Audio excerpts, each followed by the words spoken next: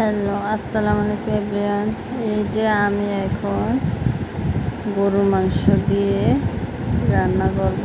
সব কিছু দিয়ে মশলা দিয়ে নিলাম, সব কিছু দিয়ে এখন মেখে নেব। এখন আমি তেল দিয়ে দিলাম, সব কিছু দিয়ে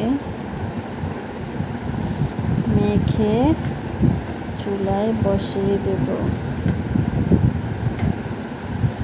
মাখানো শেষ হয়ে গেলে চুলায় বসাবো।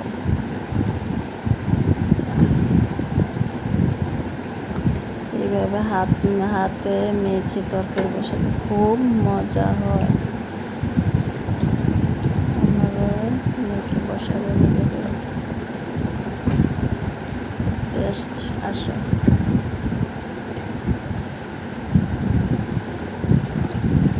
খুব সুন্দর কালারও আসে।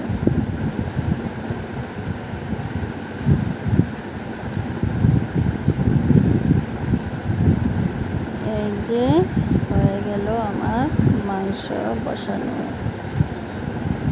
মাংসগুলো হয়ে গেল। এই যে ফাইনাল লুক কেমন হলো কমেন্টে জানাবেন।